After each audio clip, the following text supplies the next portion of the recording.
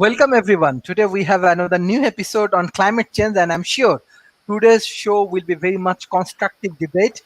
And we have our great debaters from World Talent Economy Forums. All of them are highly professional. We have Professor Rob. He is a great analyst for technology. We can learn a lot about technologies and other strategic things. We have our climate activist, Mr. Lawrence. We have our Professor Edward. He has different perception about climate change. We have our climate change activist, Mr. Eric, as well as Madam Betlab. So hopefully today's sessions will be very much interesting and effective. And we have our another friend from USA. I think this is the first time she joined with us. So thank you for joining today's sessions. I Hi. want to start with my new friends. So can you please introduce yourself? And we want to discuss on climate change and other speakers. I think we know each other. We can straight go for the topic. Yes. Awesome. Thank you so much for having me. My name is Rachel Kippen, and I'm the executive director of an ocean education nonprofit in Santa Cruz, California. And we take students onto the ocean and teach them about how beautiful and diverse our Monterey Bay region is here along the California coast. And we talk a lot about how climate is is creating and causing ocean acidification and is affecting our local food webs. And I additionally, outside of my work as that executive director, I serve on our local commission on the environment, which is really focused on climate mitigation and trying to figure out how to look at our Monterey Bay Central Coast region and adapt to sea level rise and really reduce our emissions in the transportation sector specifically. Thank you for having me today. Thank you. We have our new friends anyway. Madam Beth, so how do you want to define today's topic, especially on climate change? So climate change, I don't even hardly use the word climate change anymore. Yes, the climate is changing and it's been changing for a long, long time. I typically use climate crisis or climate catastrophe because change doesn't convey what we're up against very well.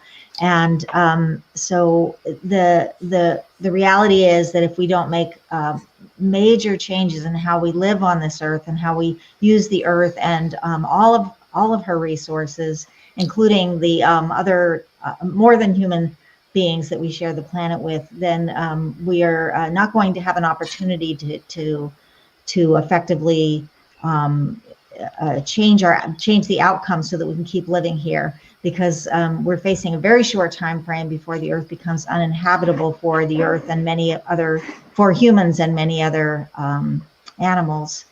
And for me particularly, I'm with Eat for the Earth. It's an organization that focuses on the dietary impacts of food-related emissions. So we focus not just on climate, but all the environmental impacts of diet. And I don't say it's a silver bullet. There is no silver bullet. We need to make changes across the board in all of our systems and all of our processes. And what I want people to know is diet is part of that. If we don't change our diets, we will perish. Mm-hmm. Thank you. Professor Rob, how do you want to analyze through this topic? Well, it's interesting, the dynamics of the discussion on both sides. To a large extent, early on, looked like the petrochemical industry was primarily the one funding the counter messages against climate change. But that's expanded to the Beef Association. Automotive got involved for a while, but looks like they've backed out now. And the argument has shifted from climate change and whether or not it's happening to what's causing it. Now the arguments are over cause. Is it man-made? Is it not man-made? I think the evidence is pretty clear. We sure as hell are contributing to it, whether it's entirely man-made or not. I'll leave it to the scientists, but we're contributing enough to it that we should probably stop contributing to it.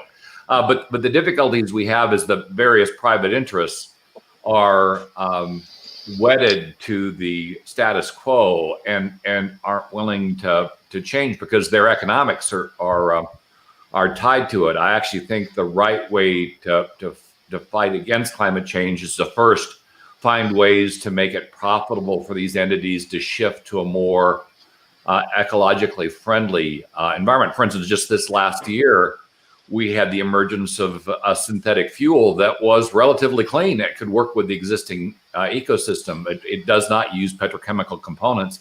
And that would mean that that industry would have to shift from one that was mining oil to one that was actually manufacturing the gasoline, much like we use, at least I live with synthetic oil myself, at least in running my automobile these days. So it certainly would be doable. And we know that we can put cows on diets that produce less flatulence and less stomach. Boy, it's always fun to talk about flatulence on a talk.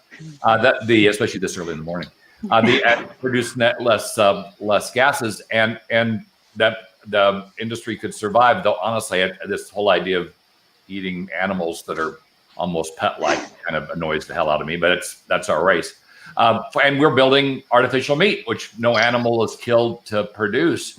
But of course, we've got the same pushbacks on whether or not is it really healthy and what are the long-term effects, et cetera, et cetera. Some valid concerns, some not so much. So it's if we could just get to the facts of the case and debate about how do we fix the problem as opposed to how do we put individual industries out of business, I think we could probably make more progress than we are making. But I think the nature of the argument is as problematic as the crisis itself. And I do agree with Beth that it's probably talking about climate change at this particular point when we're watching houses blow up into the air and tides coming in and flooding areas that haven't been flooded before is probably a little late, a little too late. I tend to agree that it's a bit of a catastrophe at this point. And I have my doubts whether we're going to fix the problem.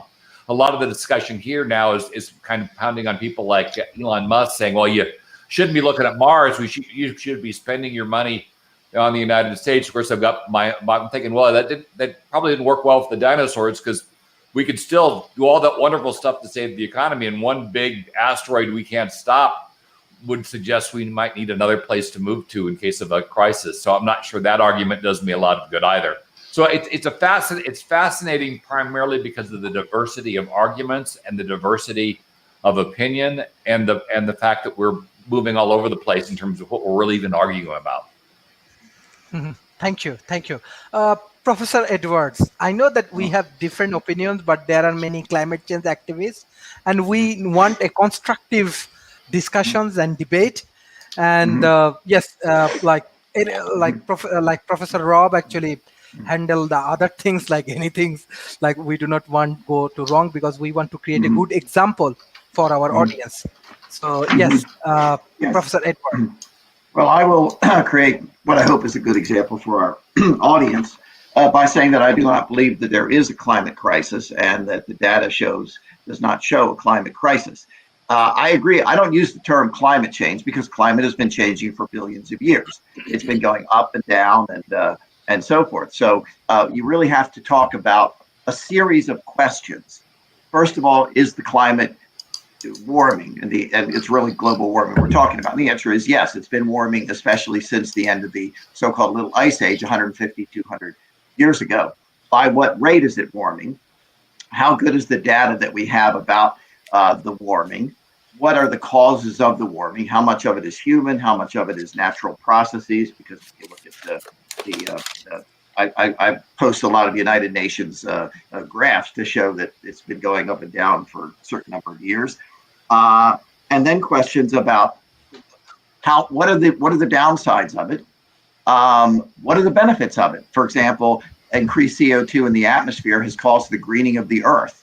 And there's a lot of good data showing just how the benefits are. And then what's the best way to approach warming, even if it's not human-made, okay? Even if it's just a natural process, is it better, for example, to mitigate the effects? For example, in Bangladesh, Bangladesh has very serious problems with flooding because it's a low-lying area. Is it better to drive electricity prices up, double, triple, quadruple, kill economies, or is it better to, for example, do what the Dutch did in Holland, and what, by the way, they're doing in Bangladesh, Dutch companies, basically build, land retrieval, things of that nature. I want to leave you with three numbers, and we'll get into the details, I'm sure, in the later discussion. In 1990, the United Nations Intergovernmental Panel on Climate Change predicted that the rate of warming over the next century would be about 3 degrees Celsius. 3 degrees, keep that in mind. That was 1990. And I can give you the page number if you're interested in looking it up in their report. In 2014, the fifth report coming out of the United Nations, that United Nations panel said, well, it's not going to be 3 degrees per century. It's going to be 2 degrees per century. 30 years later, after that first report, if you look at Roy Spencer's work, he was the chief climate scientist at NASA Huntsville. He's now at University of Alabama. And he keeps track of climate. And by the way, Roy says, yes, humans have contributed to it. I know Roy. And he says, yes, humans contribute to it, but it's fairly small. His data show that the increase over the last 30 years has been about 1.3 degrees centigrade, rather than the 3 degrees centigrade that the United Nations originally predicted. What I'm saying is this, is that our predictive models have been very, very bad. And if you take a look at, and I could give you other data about, running the models and seeing why they fail, that's an interesting question too. What I'm saying is this, there's really not a climate crisis. There are problems that we have with environment, and we can talk about that, and I completely agree about environmental problems. And what's interesting is that a lot of times environmentalists come into conflict with people concerned about CO2 and global warming. And that gets into the whole so-called renewable resources area. For example, windmills are most efficient if they're the wind turbines, if they're offshore, but we only have one in the United States because environmentalists are concerned about what it does for marine life. And so anyway, my point is that I disagree that we have to really take point by point the issues about global warming, how much, why, what are the factors, is it all CO2 or is it natural processes, and these kinds of things. And so I want to have that big open discussion about all of these assumptions that are being made. Thank you, Professor. Mr. Eric.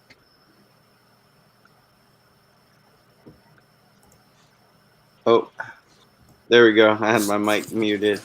So yeah, I think just kind of speaking to what everyone else has brought up so far, I don't think it really matters if we say it's global warming or a climate catastrophe or whatever. The fact of the matter is the way that we're living is destroying the planet. And there are some very simple and accessible changes that we can make to dramatically improve the quality of life on this planet while simultaneously, changing economics for a lot of impoverished people and creating abundance and wealth throughout the world that isn't dependent on industrial technology. I mean, we existed without industrial dependence for hundreds of thousands of years. How long have humans been on this planet? How long has industrial technology been a part of our lives? And then how long have we been dependent on industrial technology? It's this minuscule, tiny, itty-bitty portion of human history that we've been utterly dependent on fossil fuels and industrial processes that, regardless of global warming, how about we talk about methyl mercury? How about we talk about, the poisoning of rivers? How about we talk about soil depletion and phosphate depletion and all these other things? Yeah, I think this is a pretty broad topic, and we can encapsulate it all just by saying it's climate change, because it is a changing climate. It's a changing climate in our soils. It's a changing climate in our economies. It's a changing climate in our hearts and in our minds and in our day-to-day lives. It's a changing climate in our health. How about human health as another metric as to how well we're living on this planet? So just glad to be a part of the conversation and contribute whatever little bits and pieces I can on wherever it seems relevant. So thanks for having me. Thank you, Mr. Eric. Mr. Lawrence. Hello. So about climate change, basically, there is a scientific consensus on it. The very vast majority of climate scientists agree that climate change is real and caused by mankind. There are certain people who spread disinformation about this. Now, it's true that the climate has been changing for a long time, but what's important is the rate of change. And in just last couple of decades, the rate of change has been incredibly fast. So scientists agree that mankind is causing climate change, and that the very vast majority of the warming is caused by humans. So there's not much doubt about that. There's a lot of doubt.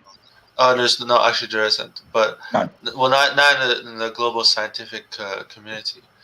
And so to give an example, as of 2019, the global average atmospheric carbon dioxide was about 410 parts per million, the highest levels in the past 800,000 years. So the level of carbon dioxide has been highest in at least the past 800,000 years. So it's very clear that the rate of change is extremely fast. So there is in fact a climate crisis, whether you call it climate change, climate emergency, climate crisis, and so on. And it's important for people to realize that it is real and it's caused by mankind, and we need to take action on it. So we need to reduce our greenhouse gas emissions. Also, about the climate models by organizations such as NASA have been extremely accurate, and basically things have been going as they were predicted. And basically, temperatures have increased by about 1.1 degrees Celsius since the Industrial Revolution. So it's important for people to get the facts right on climate change.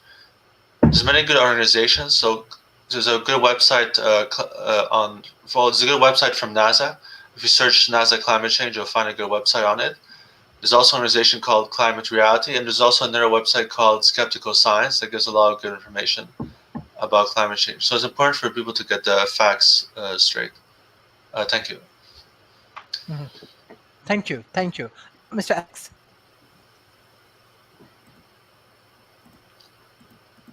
Mr. Alex. Can't hear you. Yes. Thank you. Good morning, everyone. Yeah. So another great discussion. Thank you for all the panelists for joining. Thank you, Sharif, for putting this show together. And we're all here, or most of us are all here, because we see that there's a huge problem, and we're trying to be part of the solution. I'm thankful, and I value that we all have our individual insight and knowledge of this crisis in different ways that we feel we could address it.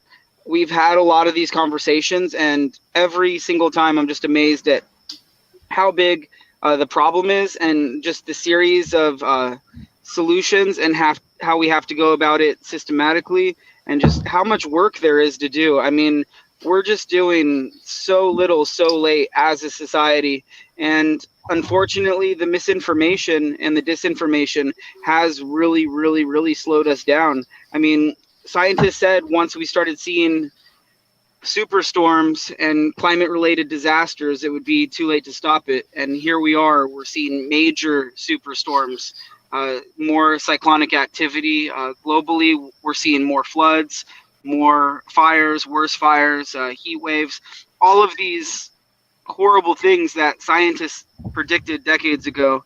And we're still just taking so long to take action. Out of, I think it was like 196 countries around the world, or 92, or however many countries are in the world. I mean, there's different ways to look at how many countries, because there's like, I don't know. Only a couple of the countries pulled out of the Paris Climate Agreement. It was like Australia, I think North Korea, in the United States. And so that also shows that there's basically like a global consensus of climate change. It's not just looking at, scientific peer-reviewed information. I mean, all these countries trying to come together to try to solve this. And it's just sad, because there's just going to be mass suffering and widespread suffering and food shortages and all these other climate related disruptions that could be avoided. So I wanted to mention in the last episode, and Edward just mentioned it in this episode, he refers to some scientific studies conducted by NASA regarding increase in parts per million or greenhouse gases in the atmosphere, in association to the regreening of Earth. So he believes in NASA regarding that information and those scientific studies, and is so confident in them that he will mention them in this topic.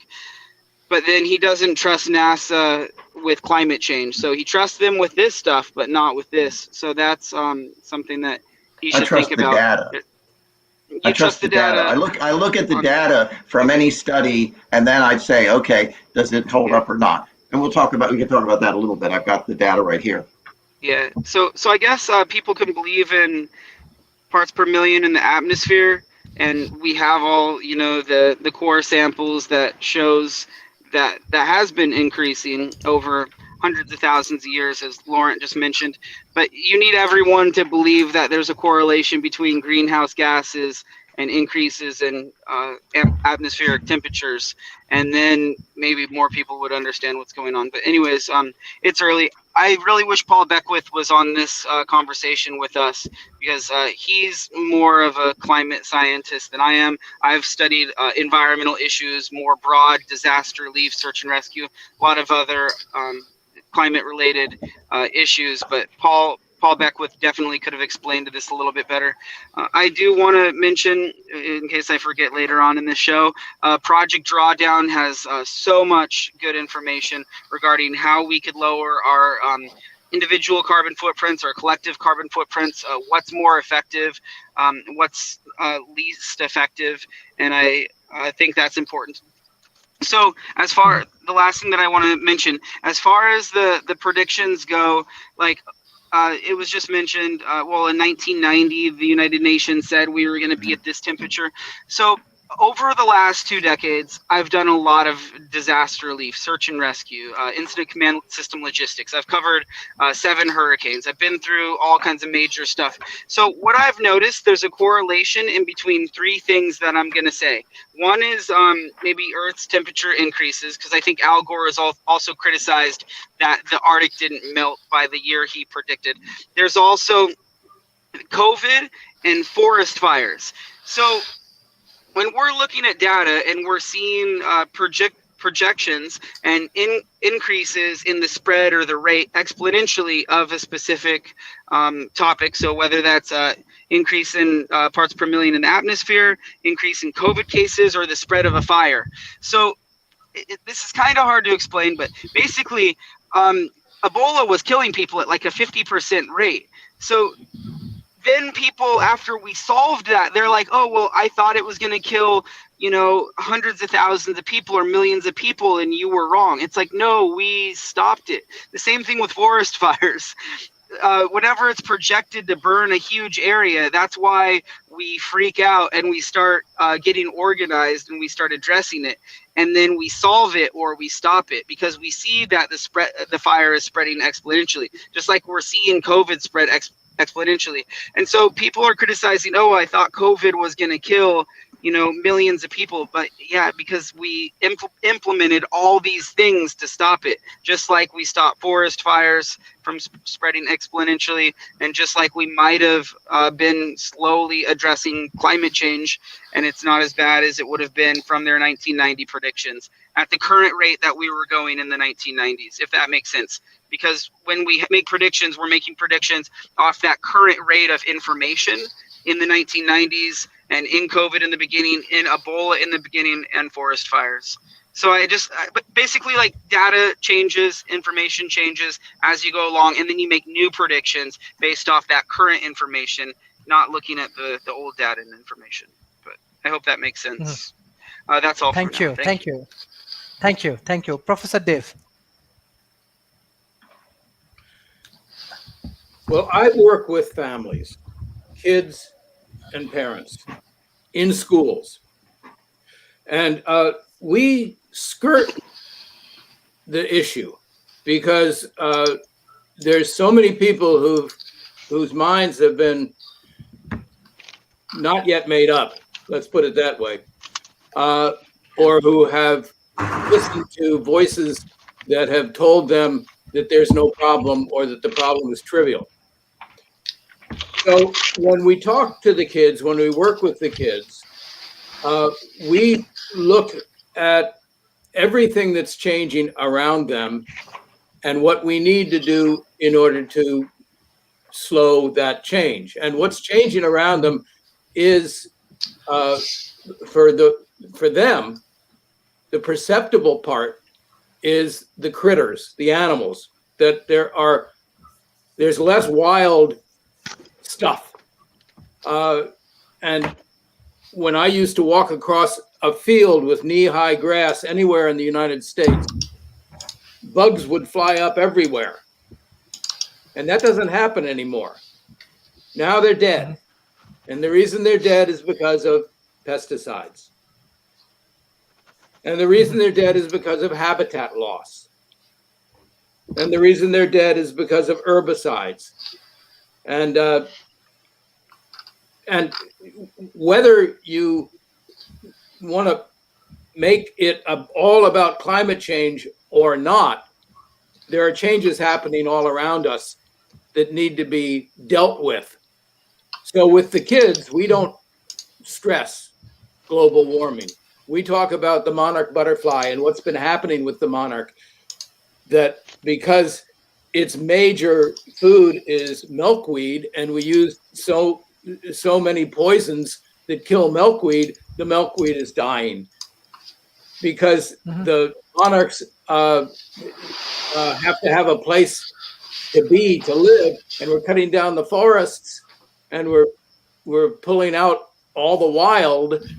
The monarch's population is going down. We talk about frogs and about the fact that they have to have a clean water source in which to live, and the fact that the water is polluted and that there's so much plastic junk in the water, and the frogs are also affected by pesticides because they eat the bugs. And so we get people to take action, and the action they're taking we call going green.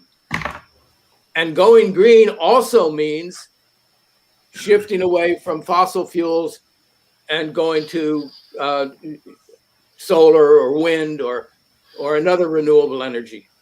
It also means get rid of your gasoline-powered car and get an electric vehicle, or travel with public transportation, particularly if it's electric. It means to stop paving over everything and let things remain wild. So the solution that we're seeking solves the problem without mentioning the problem.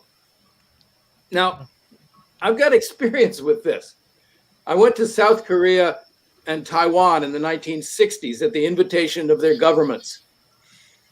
My background was in anthropology, culture change. So I said to those governments, there are two ways we could approach this. One is we can tell everybody there's a population crisis, and then they can go, okay, population crisis, we got a population crisis. What good is that going to do? Instead, let's go to the village level and let's work with the women on how to have a small family. So in Korea, our slogan was, girls and boys are equal, 2 is enough. That is a huge verbal insult, because in Korea, you never say girl in front of boy. In the Korean language, it's always boy in front of girl. So people heard that and they went, whoa, this is an interesting thing that they're telling me. We never mentioned population crisis at the village level. What we talked about was girls and boys are equal, 2 is enough, and then we also said space them well. Well, the result of this experiment is that now it's more than 50 years later. South Korea went from the average family size of 6 kids to 1.6. Their economic situation changed absolutely. The average per capita income when I got there was $800 a year. Now it's $35,000 a year. And people's attitudes changed towards sons. Now, if you ask South Koreans, do you want a son or a daughter? they're just as likely to mention girls as they are to mention boys. Now, that whole change took place without us going, population, population, population. I think we're going to have to do the same thing with climate change, because the well has been poisoned in a sense. What we need to do is go out and get people to change their behaviors. But we don't have to tell them necessarily why that's happening. We just tell them all the other things that are believable. And then the last domino to fall is global warming. You don't need to know about global warming. What you need to know about is what you need to do. And what you need to do is reduce your impact on Earth. And so what we've done is we've put it into a book called the Green Actioneers Workbook. And it's like a drawdown for families. It's over 100 things that families can do to go green. It's a coloring book for the little kids. It's a word search. It's in English. It's in Spanish. It should be in Chinese and Malay and all the other languages. So let's get to work on that. Let's make the change. Whether Edward Hudgens or Spencer or whoever believes that the climate is changing or not is not material. What's material is what people do. And what people need to do is make the change. And the way you make the change is by going green. The way you go green is by living in balance, having a circular economy, and making sure that you are not one of the people who are destroying the planet. So that's the way we work in the schools. And then if people raise their hand at family night, because we always have family night, the parents come in and the kids and parents work together. And if somebody raises their hand at family night and says, oh, this is all baloney, the climate is not changing, we say, well, this isn't about climate. This is about having a clean, green future. And we have a slide that we put up, and it says whether the climate is changing or not, and whether people are responsible or not, our children deserve a clean, green future. Let's give it to them. So we can ignore the naysayers and just move on with our program, and we don't have to think about why this is happening. What we have to think about is what we can do about it. So let's all go green is what I say. And the kids love it because it doesn't overwhelm them. They can think about helping critters by doing things at home, which is what the kids care about. So let's take this roundabout approach, and we can sidestep the issue that seems to have dominated the conversation. Thank you. Thank you, Professor. We have our new friend. Yes. We have our new friend. Yes. Can you please introduce? Sure. Okay. Yeah. My name's Tyler. Can you please? Yeah. Do you want me to just introduce myself? Yes. Exactly. Okay. Great. So there's a little bit of a lag, so I'm watching your face and hearing your voice about 4 seconds later. So. Okay. Can you please introduce yourself and what you are doing? What's your projects? You can share with our audience. Yeah. So my name is Tyler. I've been a community activist and organizer for about 4 years now, and actually got to this meeting because I know Alex personally from time in Santa Cruz. We had worked on a project together where we did outreach on behalf of the climate crisis to people downtown. And after that, I went to work on environmental protections up in the mountains after the fires in California. We had some toxic pollution that came from burned off houses that we were making sure to kind of wrap up and keep out of the waterways nearby. And now I am currently traveling around the United States Southwest, visiting different communities and people who are working towards this issue. Attempting to make bridges and inroads into the networks that are all working in these ways, except in kind of silos, unfortunately. I think I'm one of those who does believe we need a little bit stronger concentration in terms of those who are part of this movement, believe that climate is one of the greatest issues, I think, of any time, but specifically in our time. And I wanted to throw myself in there because I have an interesting idea that I haven't heard yet expressed, so I just want to offer it to this crowd, to this group of people. And by the way, it's early here, and I'm not used to waking up this early, so my brain is just a little bit slow. So give me a second.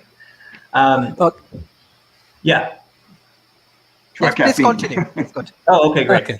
So the what I wanted to say was that the value gained at this point by continuing to wage the argument, is the climate changing? It does not bring anything to the table for us who are, I would say, I guess, convinced. And the reason why is that we don't have really a whole lot of time to really be continuing to hash out the same argument over and over and over again. And with, we have these hard ideas like we have 12 years left to save the world. Well, actually, we're consistently and always looking to save less and less of the world every day that it goes by.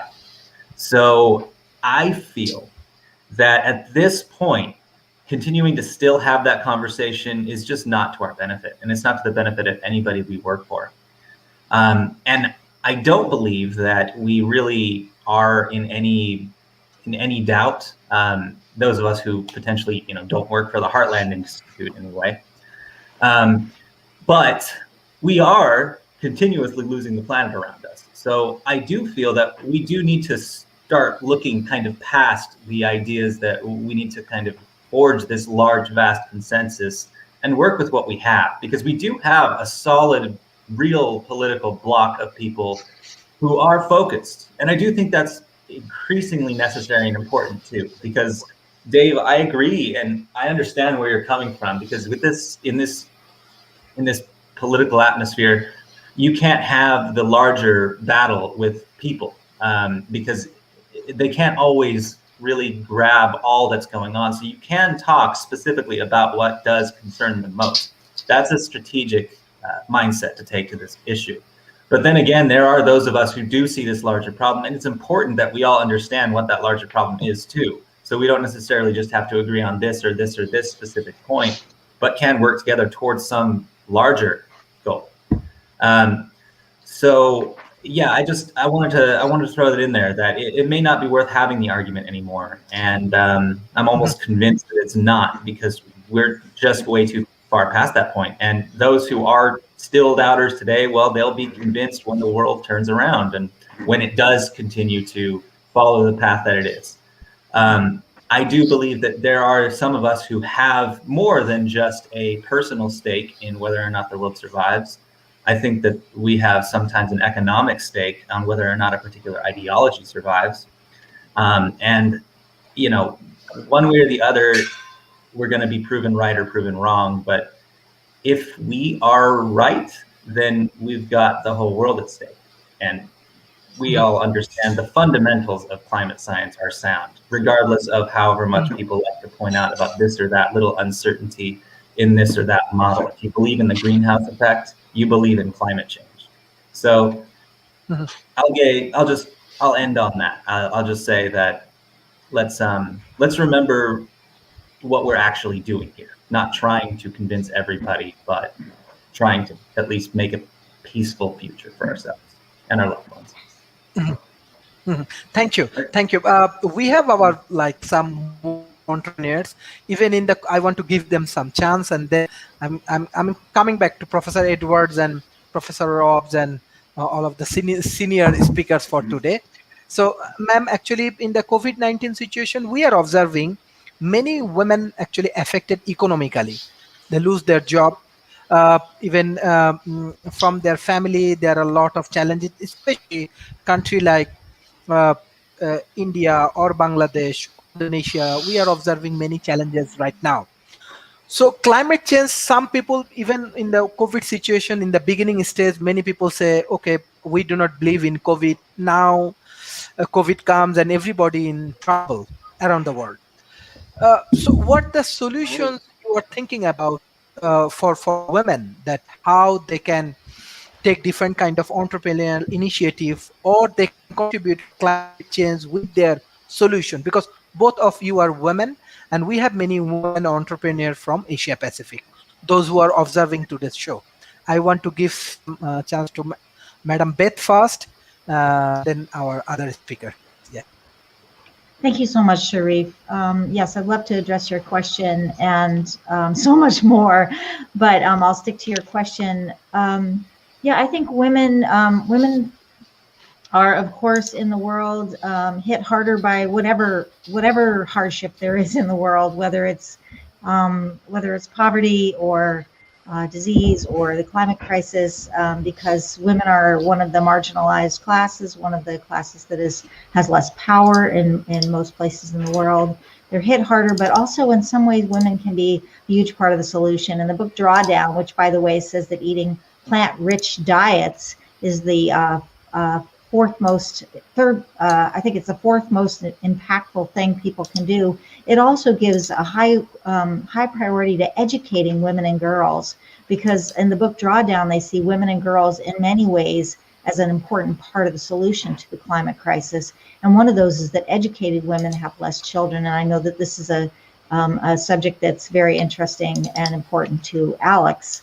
But in communities where women take leads, and whatever the issue is, we see that things can shift. And I am a person who would never put down men. I don't like jokes about men. I don't like comparisons of all women are this way or all men are that way.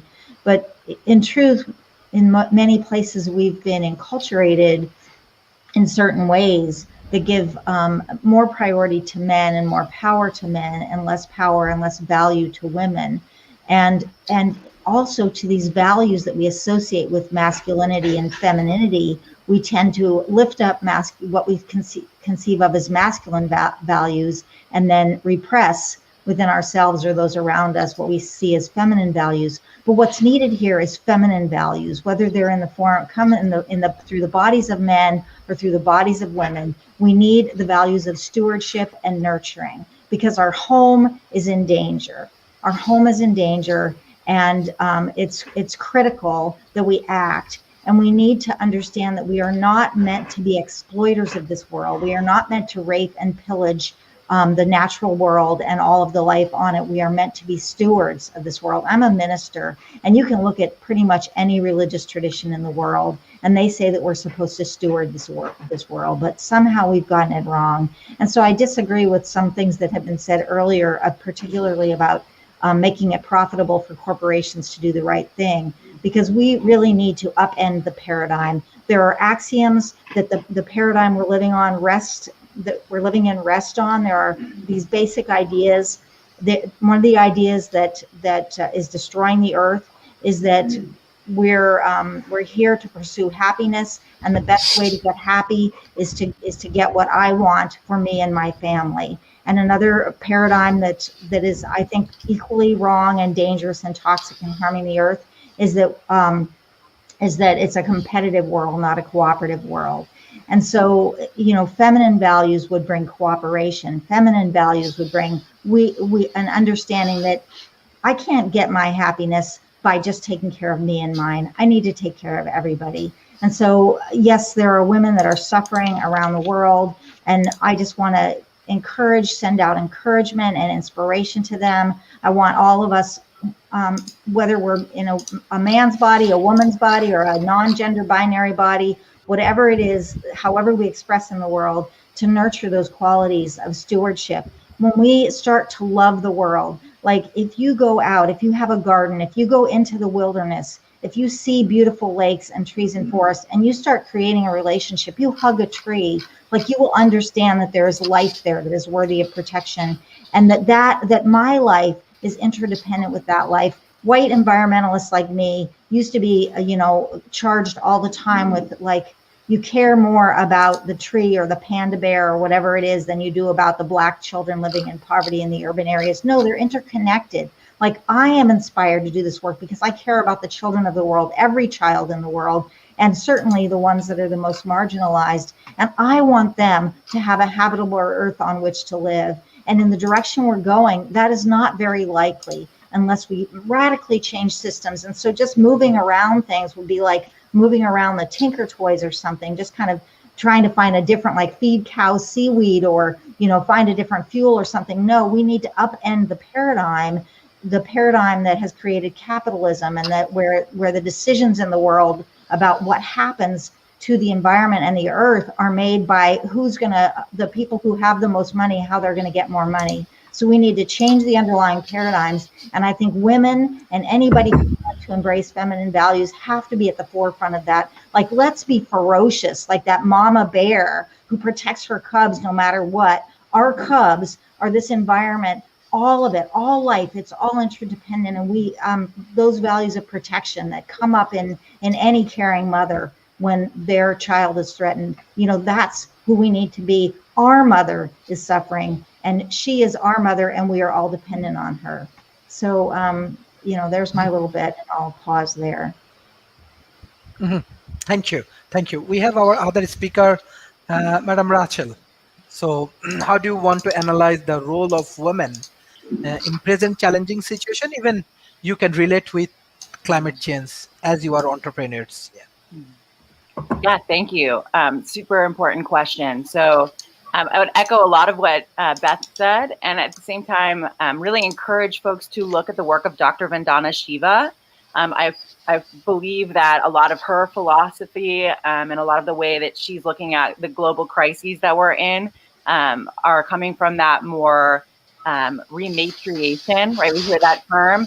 Rematriating the planet and understanding that we need to be respecting and valuing particularly the people who've been oppressed, which are the majority of people, right? And women in that group, of course, and that women have been indigenous holders of knowledge related to the planet's seeds, and really looking at more of regrowth as opposed to this kind of scarcity model that we live within capitalism, right? This endless growth model that's not serving really any of the majority of humans, right? It's serving the few and oppressing the many. And when I look at, I'm glad that the direction of the conversation went this way, because when I look at climate crises, what interests me the most and what I think we need to be focusing on the most is the disproportionate effects of climate change or climate crises, whatever you choose to call it, our ecological crises. It's having a disproportionate effect on women, people of color, the global majority, really, while few people are profiting and getting to make decisions. And a lot of what I've been thinking about lately is, we are, as a species, I think, doing things that are, I would define them as unnatural. There's this whole body of thought around, survival of the fittest, and Richard Dawkins talking about the selfish gene, and species are just here to constantly, try to get resources and reproduce. And ultimately, I think that we've given control to just a few people in comparison to most humans who are not our fittest. They're making really bad decisions on behalf of all of us, and creating an unlivable planet.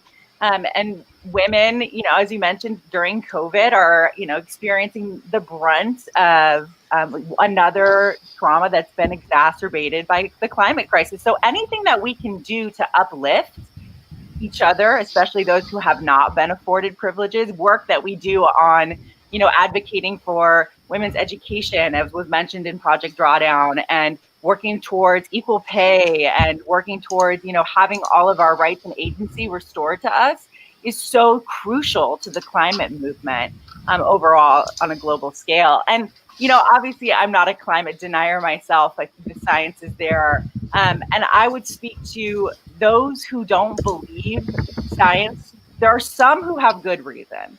Not many, but there's some. And a lot of that is rooted in the fact that globally, we've had untrustworthy scientists due to racism and patriarchy. You know, science in the past, for example, gave excuse for being racist, you know, calling indigenous people less than human, or doing incredibly horrific experiments in the medical field on oppressed peoples. So there is this history of generational trauma that leads to people being less than trusting of science and scientists. So I think as educators, we really need to think in that framework of, rather than this like really hardcore, like believe science, like there are reasons that people feel, you know, rightfully distrusting of scientists. That said, I don't believe that there's debate on if the climate crisis is happening. I just think we need to be really mindful as to how we spread that education message. That's kind of all over the place, but thank you. I think you brought up a really important point. Thank you. Thank you. Professor Edward, like I think that you want to share some sort of analysis and your data, and there are many activists with more logical discussions as well as more evidence. We already shared, I think Professor Rob and those who sharing your content, we will share with our audience, because this is very, very important right now about this climate change issues, and we want to take the right decision and the right strategy. Yes.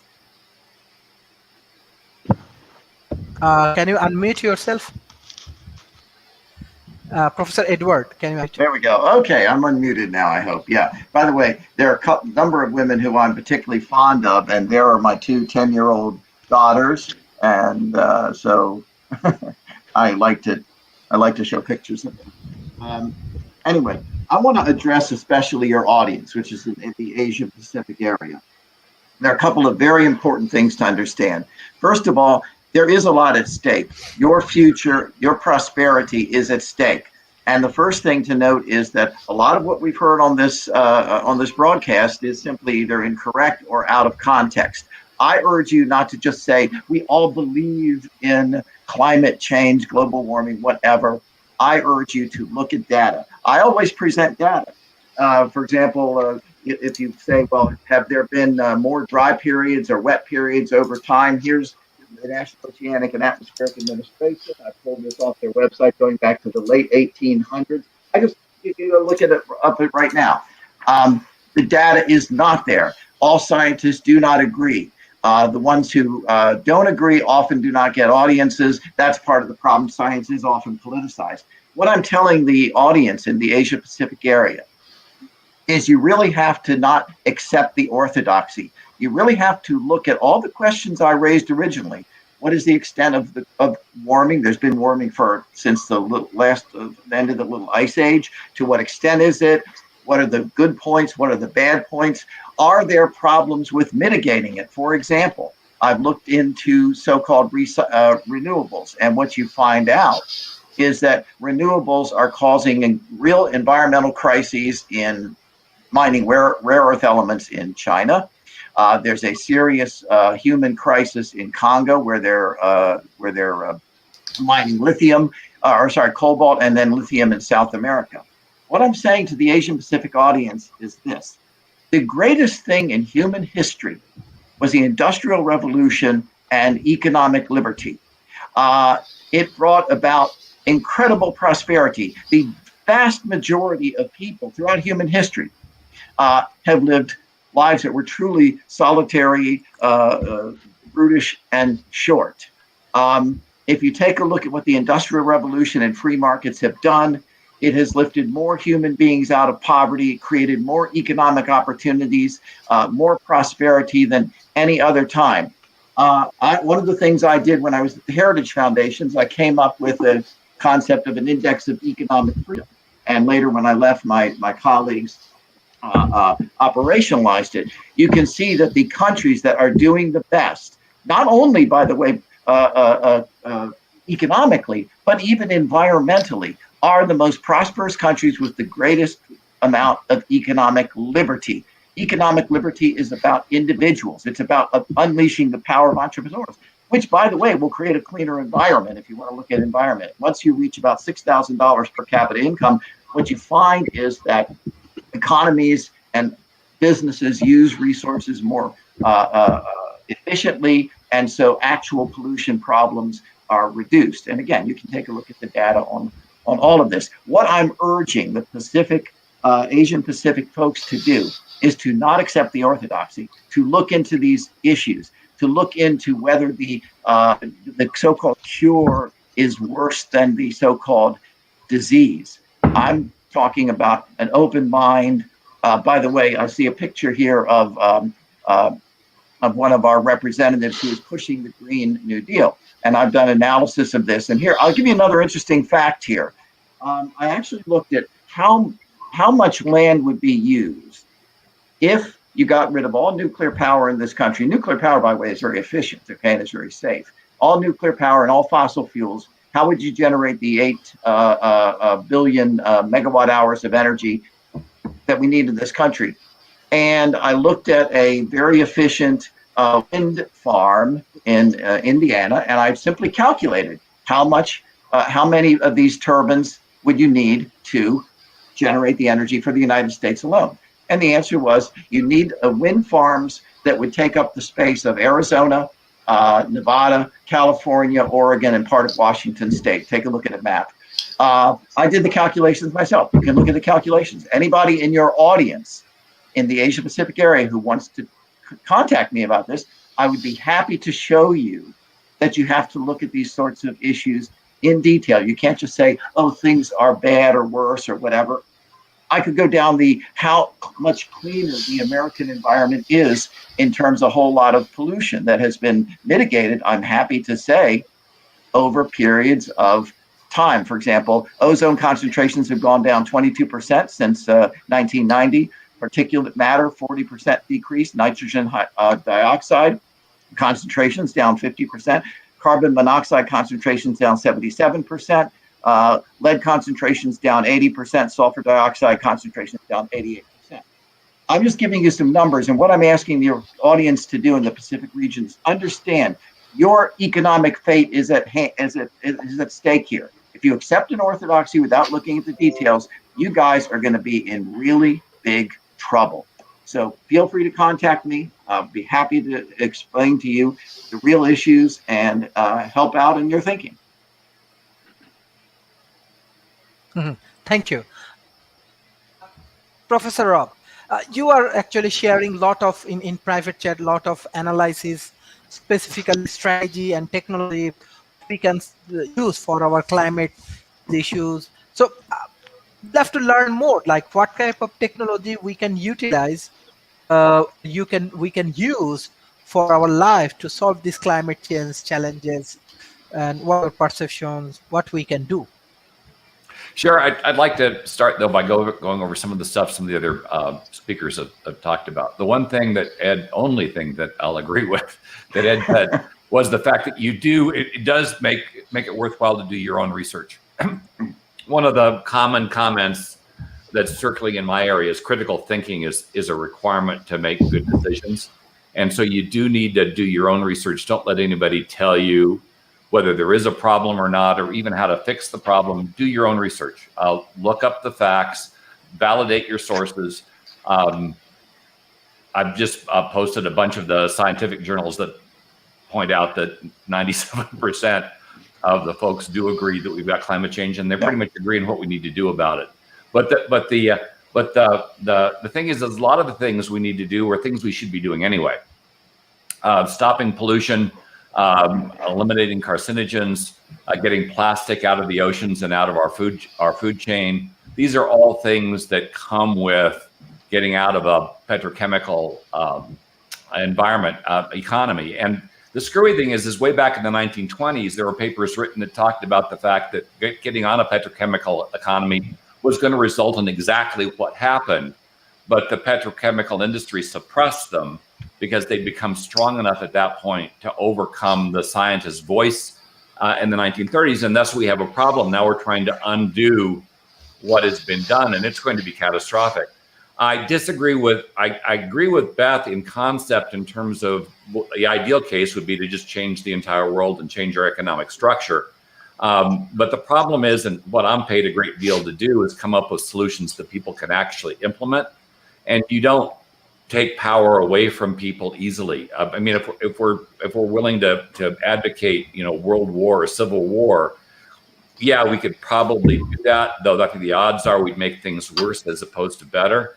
But people don't give up power easily, and so the path of least resistance, which is the one we always try to find, is one where we take the people that are in power and provide them a path that gets us to where we want to go without disrupting the existing economics. Because if we go on with disruption, then the people that have the power fight the effort, and you simply won't get it done. So if we want to make a change, you have to work within the existing systems, and if you want to break the systems, you have to recognize that breaking the systems may require violence and other things that may be far worse than what it is you're trying to fix. Tyler had a question or comment he wanted to make. Specifically on the point you just raised about this dichotomy between providing people in power with solutions and breaking down people in power or even the power structures themselves. I think maybe it's a little bit too narrow to try to make a distinction between those two things, because when we really looked back as far as the large changes in society, it has come from a combination of there being people in power with the right program in hand, and at the same time there being so much outside pressure that the inside system cannot but force itself to change. So it really is a combination of the two. So I just want to make sure that maybe you're not accidentally or not meaning to say that it's possible to do this without that sort of willingness to break the system down if things don't change. Well, let's use some specific examples of when we broke the system down. When Standard Oil pretty much controlled the government in the 1930s and 40s, what we did is we broke them apart, and what happened was control of the petrochemical market moved to Asia. And then in the 1970s, we almost shut down as a nation as we couldn't get enough gas. So that was the consequential damage of doing what we thought was the right thing by destroying the power structure that existed where the US contained it, but we didn't control where the power went. When we went after consumer electronics with RCA, that shifted the power structure to Japan. And Japan took over and we lost the underlying industry. This has been kind of an historical thing where we go in and, we attack the institution that has the power, but we don't think about what's going to happen next. We have in the United States right now a big argument with regard to arms control. And we're going after AR-15s and for our arms control, but we're not thinking through the cause of the violence. We're just focusing on the tool. And because we're not doing that systematic approach to solving the problem and not recognizing the fact that the biggest attack of domestic terrorism used fertilizer, not weapons, we're not thinking about the fact that if people want to do something, they're going to do it. What you've got to do is change the behavior that makes them want to do whatever it is they're doing. Otherwise, you just change one problem for another, and that next problem could be worse. And so if we start attacking the existing power structure, we have to have a plan in place to replace, to supplement. We have to understand what's going to happen when we remove that particular element. Otherwise, we can make things worse instead of better. That's why I was arguing that maybe if we want to make a change, it goes back to there are things we should be doing anyway that accomplish the goals that we want. And some of those arguments are far more compelling. Like, for instance, I'm scared to death of cancer. Much of the stuff that we do that's damaging the climate is carcinogenous. A way to get me motivated not to do that stuff is to raise the cancer cloud, because cancer is something just like, hey, whatever you say, I'm not doing. I'm not going to touch cigarettes. I don't want to die that way. I've like a lot of you probably have had a lot of people in your family die of cancer, and it's not pretty, and it's not some way you want to go. And so there are ways to address this without bumping heads that can sometimes get the job done just by using alternative arguments to get the behavior you want. But the core is you've got to change the behavior. If you don't change the behavior, then people will still do the things they're doing. They're just doing it a different way, and you could actually go from bad to worse if you're not careful. You have to look at these things holistically.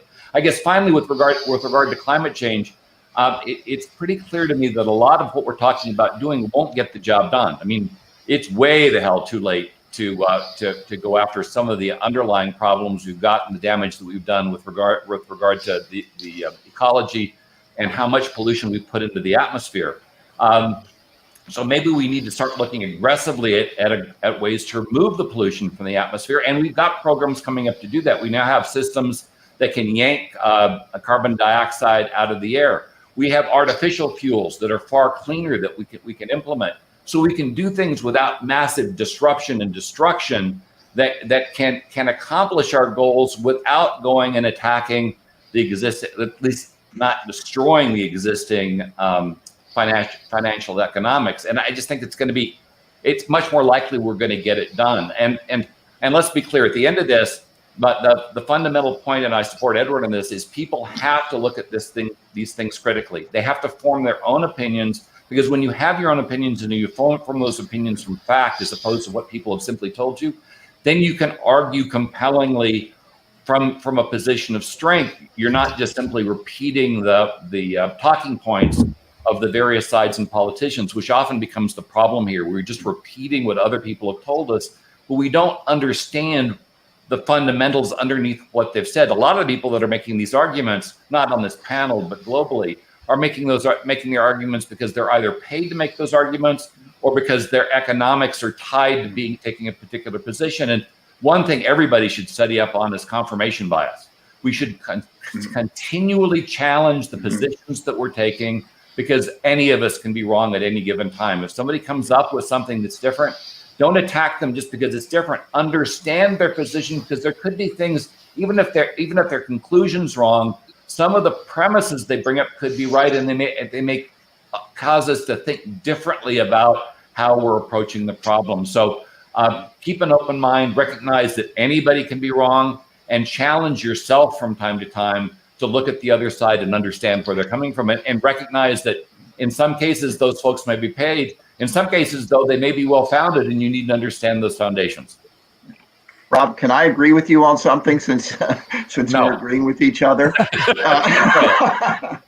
No, I certainly agree, obviously, about confirmation bias. But I want to say one other thing that I think is important, and I don't want it to get lost in this discussion, is that I'm very much in favor of technological advances that are also good economically. And for example, you mentioned things that take carbon dioxide out of the air. Even if you don't believe that carbon dioxide is a big problem, which I don't, there are reasons why, if you could reuse that carbon dioxide, this would be a good thing in and of itself. There are a lot of things that are good for the environment and good for the economy and make economic sense that I think are very important. And so I want to keep that discussion open, especially, but I just want to make sure that you think about costs and you think about the downsides, if, for example, so-called renewable technologies, if they in fact create more pollution than in the long run they might prevent. So that's all I'm saying about that. I agree with you on that point. We've got a hand up. Mr. Eric. Yeah, so there's so much that's been touched on here. There's so much to share. And I think at the end of the day, what we're all talking about is how do we help humanity to thrive? How do we move forward in the wisest possible ways, retaining the benefits that have come from industrial technology while avoiding the incredible amount of destructiveness and potential problems that come from our continual dependence and reliance on fossil fuel technology in particular, but industrial technology in general. And, I think that the wisest way forward is for us to relocalize as much as possible. Edward, you were talking about the incredible amounts of energy that we need to produce and how it would take such a tremendous amount of solar panels and, the photovoltaics and whatnot being extremely problematic. I wholeheartedly agree with you there. And what I would point to with that is that on-site energy production is always going to be the most efficient. I don't care if you use nuclear or what kind of, breakthrough technology you come up with. On-site energy production using passive means of energy. There are passive solar houses in New York State and in Canada that are 105% passive solar, heated and cooled all year long, which means that even in the winter time you can open windows and allow fresh air into the house.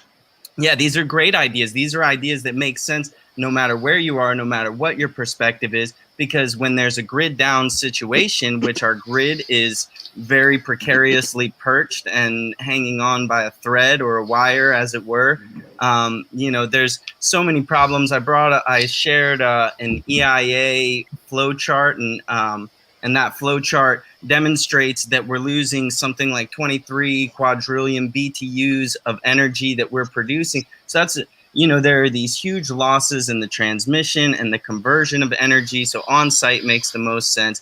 Passive solar makes the most sense. On-site food production makes the most sense. We didn't talk at all about how, as much as 50% in some estimates of the current petroleum fuel usage is directly tied to our food system, either in the production, using the tractors and combines, the processing, the distribution, the refrigeration, the freezing, all of these different steps along the way to get the food to the consumer. Meanwhile, we have 40 million acres of lawn in the United States that could be producing all the food that we need for ourselves and enough for us to share with others. That's to say nothing of the almost billion acres that we currently have in food production on an industrial scale. 300 million of those acres are factory farmed monocrops that poison our water, contribute to phosphate mining, which, if you want to talk about, problems with cancer, phosphate mining releases cesium and uranium and all kinds of other radioactive materials that then get washed in to the aquifer and contribute to bone cancer. There are 5-year-old children in Hardy County, Florida, who have bone cancer. That is messed up. That is not a legacy that we want to leave for anybody. And so, for the people who are watching this and tuning into this, especially those of you who are coming from third world situations and from East Asia and other parts of the world, I would say to you, grow wisely, grow with reliance, self-reliance, and resiliency in mind.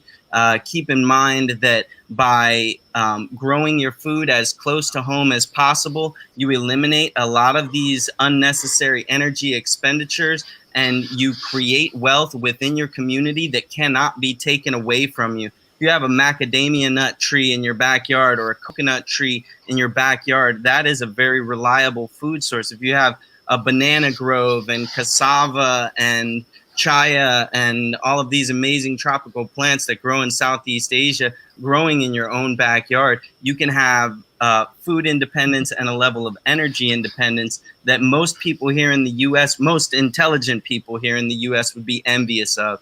And that's why they all go to organic grocery stores and buy these fancy foods, for crazy amounts of money, because what they really want is food that's growing right outside their back door in good, clean soil. But we don't even have that option because we poisoned the soil so much. So, all right, end rant. Thank you.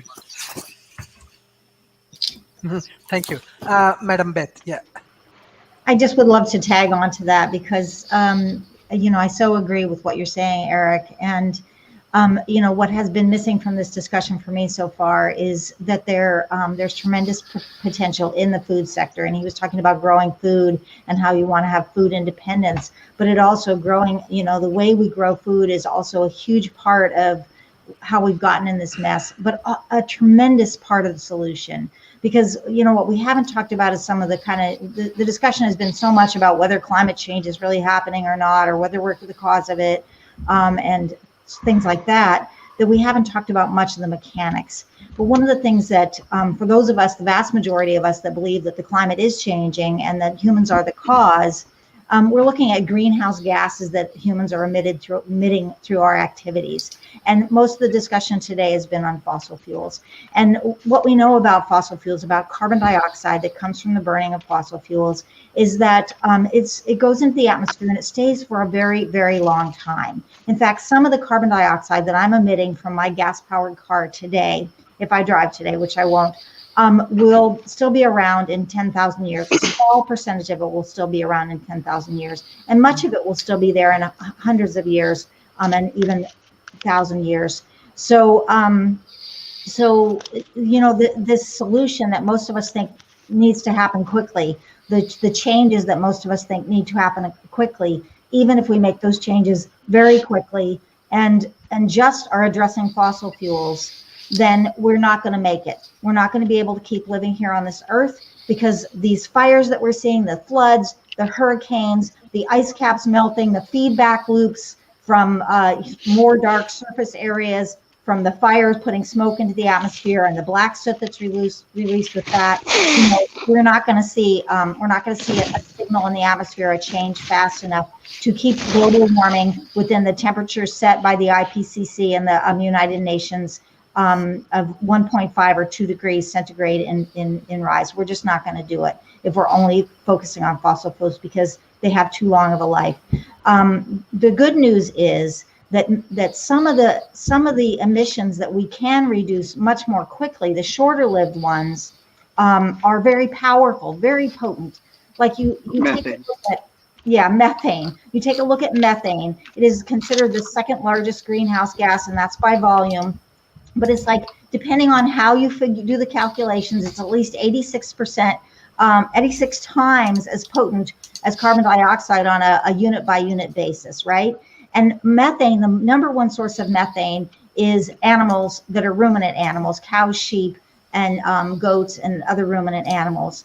And those are mostly our animals. Those are not the ruminant animals that are out in the wild. There are our animals. There's 23 times as much biomass in the human population and the animals that we use for food as there is in the wild animal population as a whole. Okay, so those are our animals that are emitting all of this gas. And we're not going to change it by changing their diets, because we have to change our diets, because we're eating far too much of these ruminant animals and all animal products. But when we reduce our dependence on animal products, we bring that methane down. And guess what? That methane is gone out of the atmosphere in 12 years. And here's the further good news. When we reduce our dependence on animal foods, we also stop growing feeds. The monocrop fields that were referred to, the vast majority are for feed for animals. They're not to grow. We're not growing grains, huge fields of grains and soybeans and corn and all that to feed us. Some of the corn is for methane,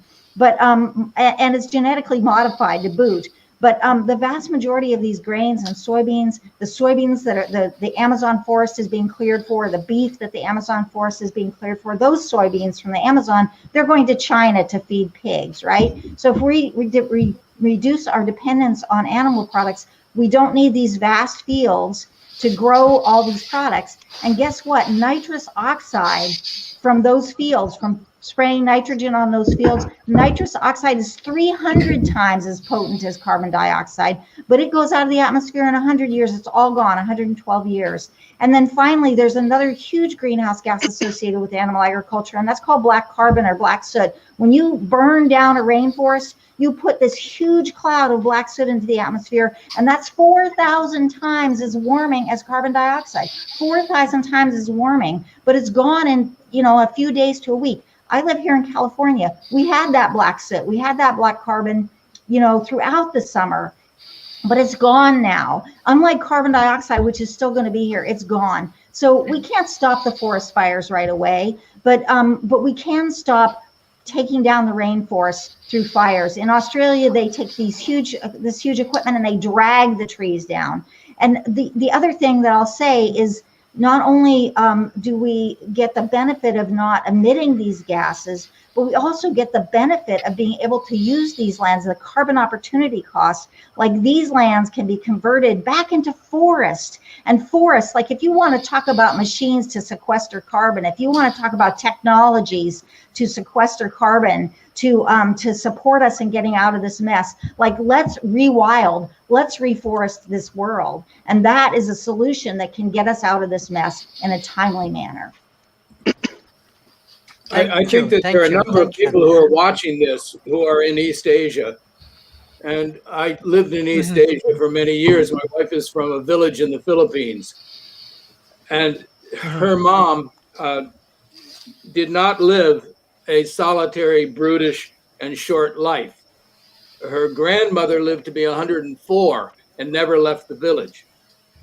She only ate what she grew, and she ate fish from the ocean. They did keep a pig. Once a year, they would slaughter a pig. And occasionally the village would eat a carabao. That was it. Cancer is unknown in that village. Once the village developed, they put locks on the doors. Vehicles appeared for the first time because this was a village with no roads. And now the kids are emigrating because they have bought into this definition of success, which is a misdefinition of success. They think that success is making as much money as you possibly can.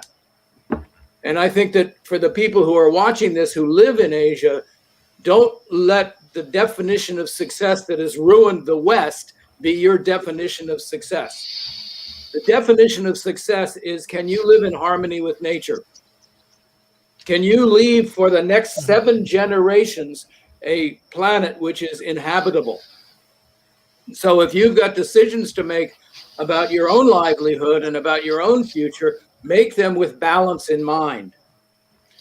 Don't go overboard thinking that you can become rich, because rich is misdefined.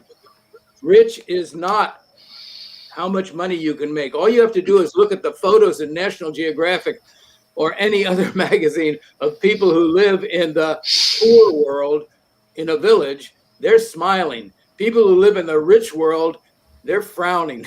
I think we've got a misdefinition on our hands that we've decided that success means huge business. I remember on a train in Taiwan, going from Taipei to Taichung 50 years ago, seeing a brick factory beside the road, beside the train track. And I said to my Chinese friend, I see how this works. There's a hill right behind that brick factory, and the people who run that factory, the family that runs that factory, is taking the clay from that hill bit by bit and making bricks. If Americans owned that hill, in 3 or 4 years, they would remove the hill and make many more bricks and become very wealthy. And he said, well, yeah, good. That's the problem. He said, that family wants to keep that hill in their family forever.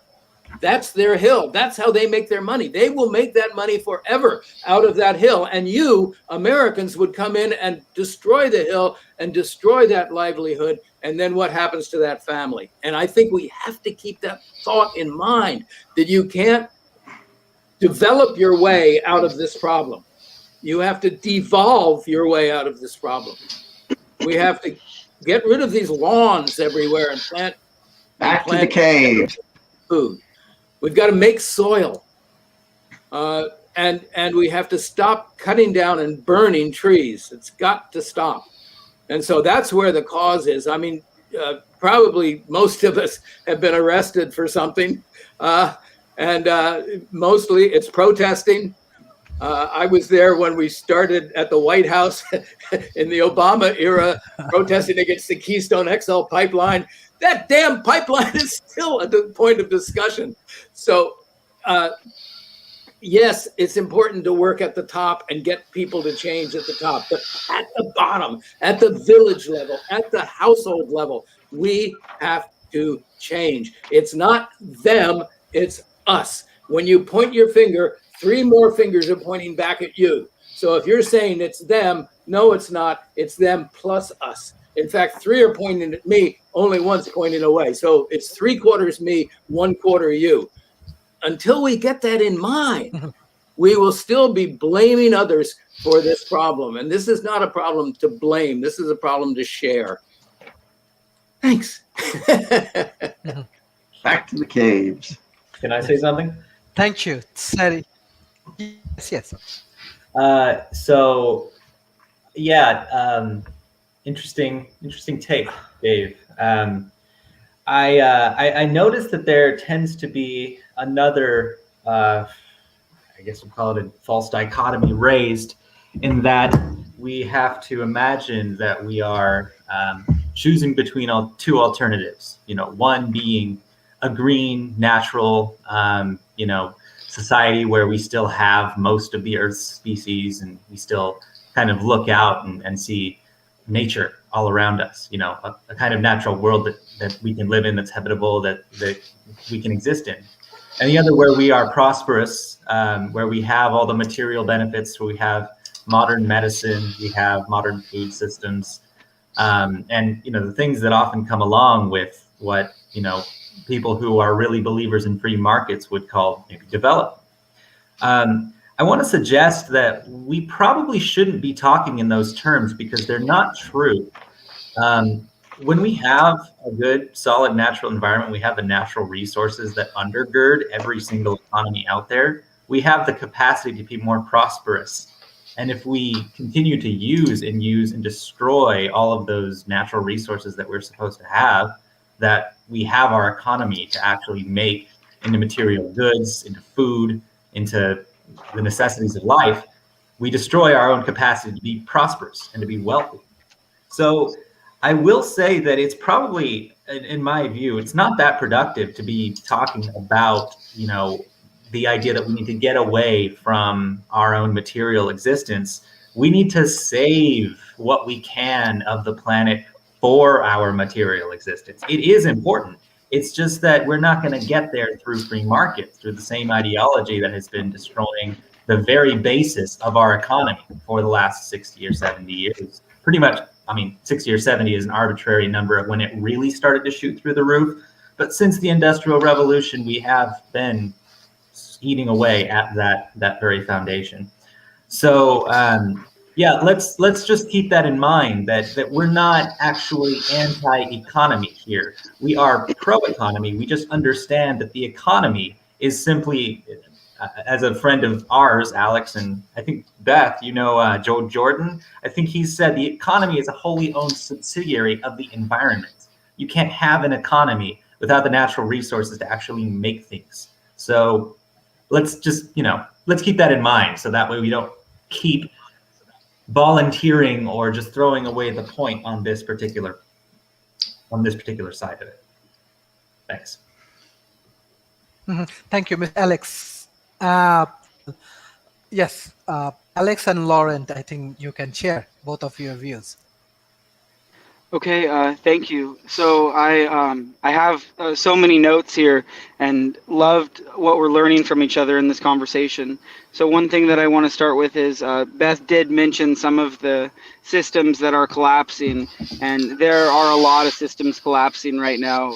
She mentioned, the forest fires releasing carbon, more dark surface area in the Arctic, and also insects. So I've posted on Facebook, have you noticed any, changes in your lifetime related to climate change? And most people mentioned one of two things. They mentioned that they used to see insects, as a kid growing up throughout their life, splattered on their windshield. They're not seeing insects anymore.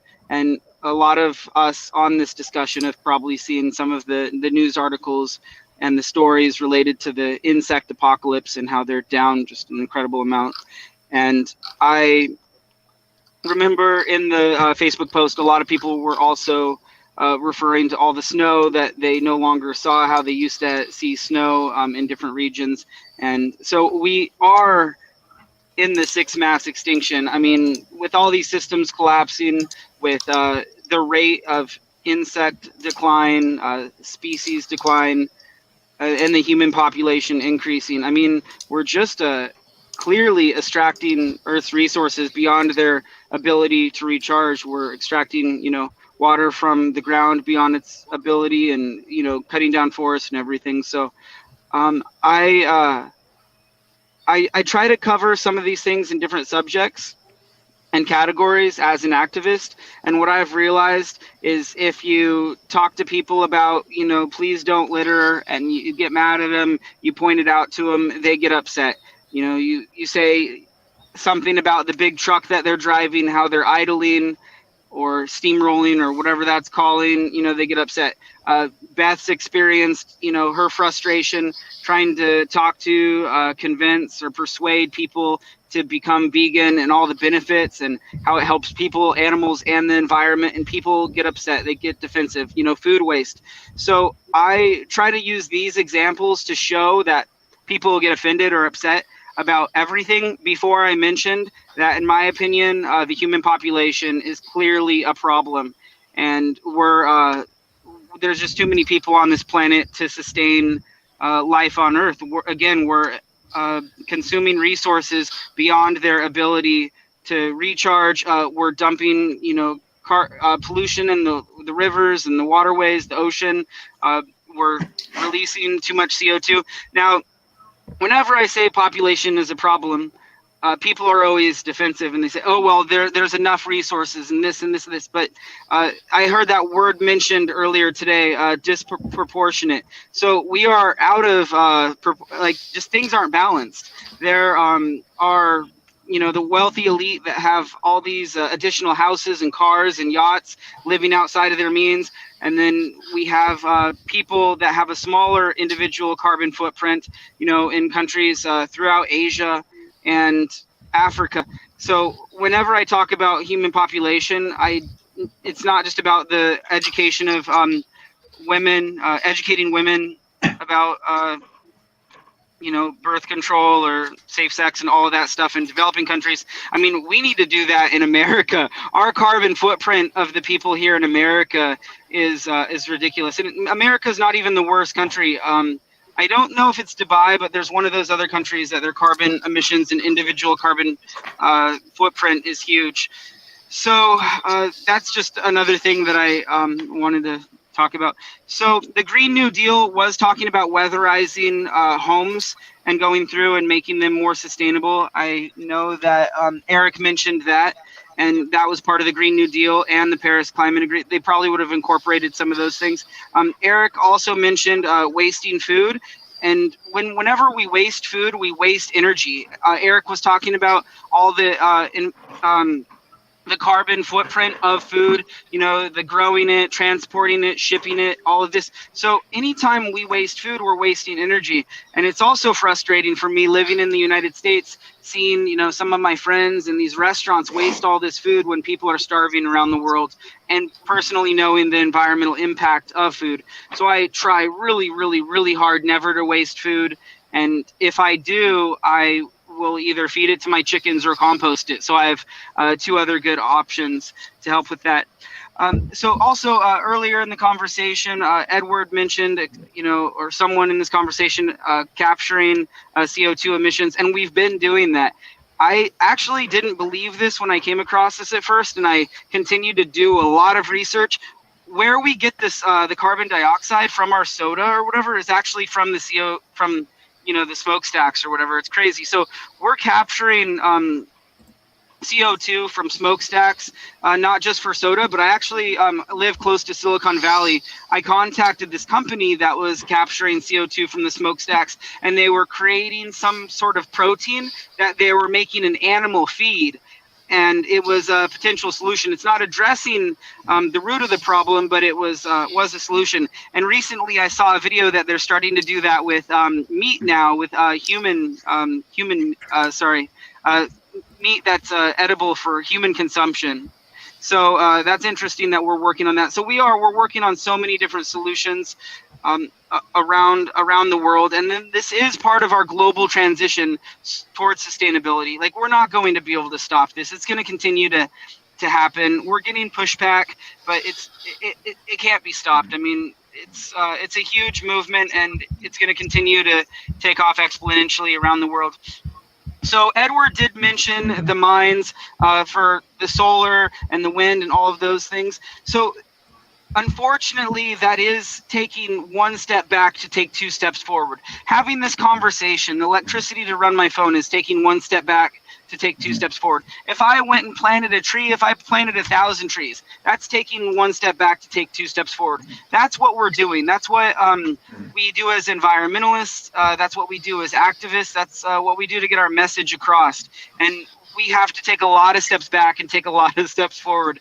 So Elon Musk has created the electric battery in the vehicles, and now all of his designs are open source, and Tesla batteries are now recyclable. That wasn't like that in the beginning, but now they're recyclable, and more of the car companies will continue to go that direction. So eventually, I think we will come up with some sort of fusion technology. I don't like nuclear energy at all. Even if Lauren always says, well, it hasn't killed any people.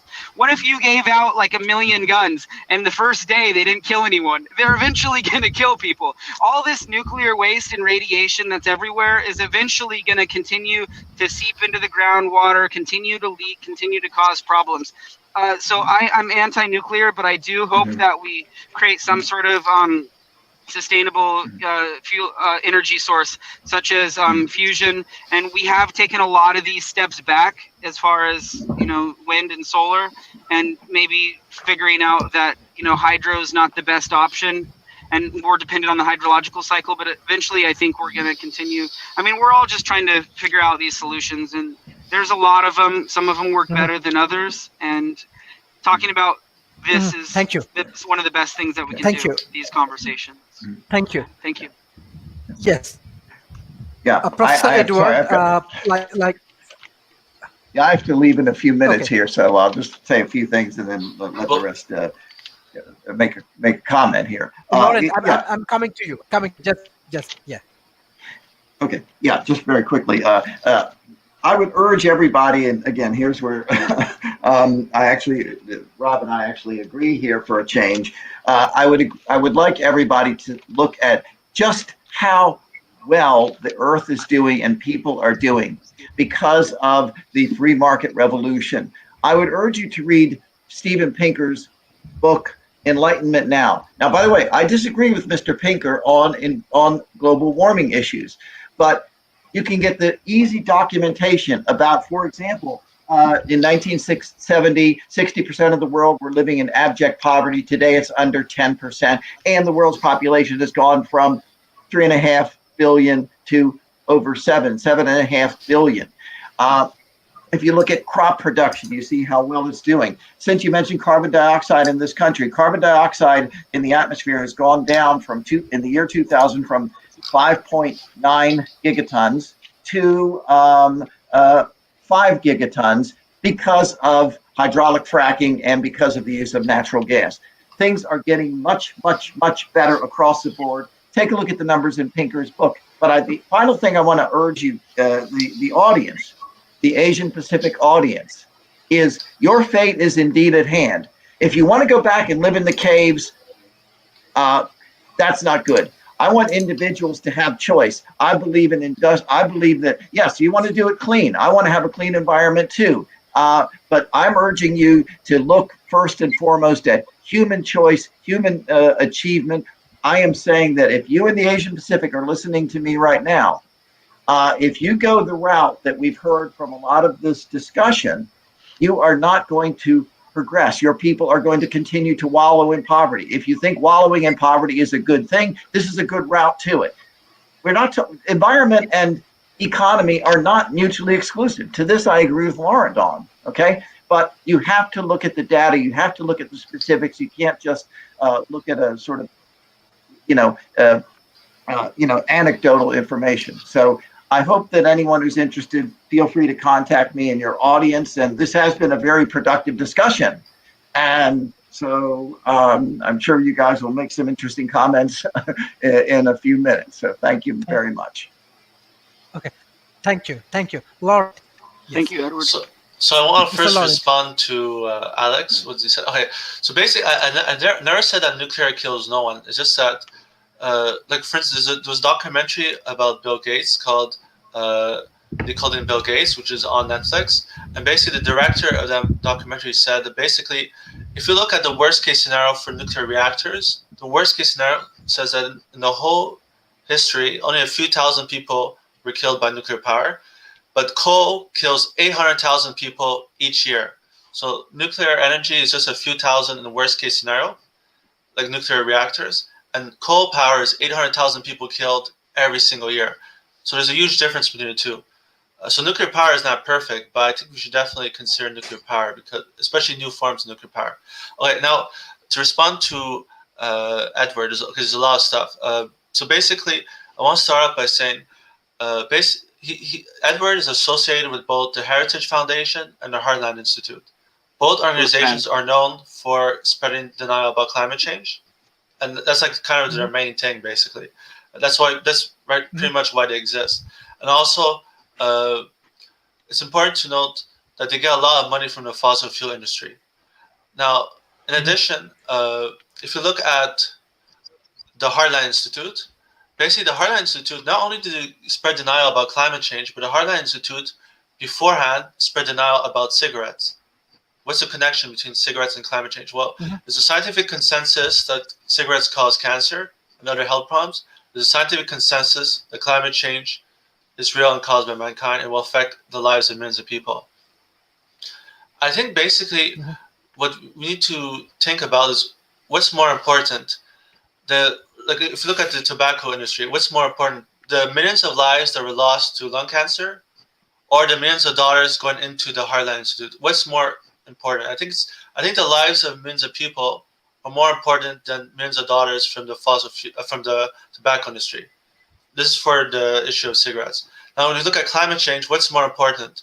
The lives of millions of people who could be impacted by climate change, or the millions of dollars that are going into the Heartland Institute? What's more important, the money or all the people that could be affected?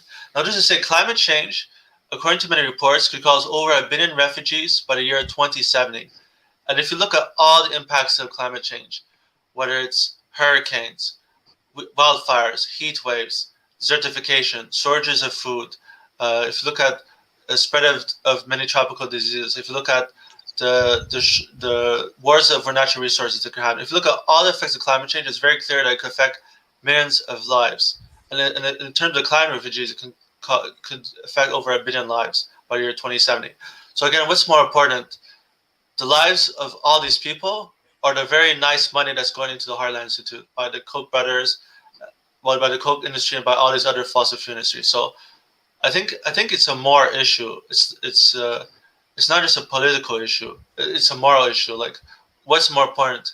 All this money from corporations, or the lives of all these people? Like, for instance, I never knew my grandmother, because my grandmother, she used to smoke packs of cigarettes each day, and my grandmother died the same year I was born, 1992. So I never met my grandmother, and also the cigarettes that my grandmother smoked, they affected my dad's health at an early age, and it affected his health throughout his whole life. So cigarettes had a big impact on my family. My family is very anti-cigarette, and I think that to the people who work in the Heartland Institute, they don't really care that much about.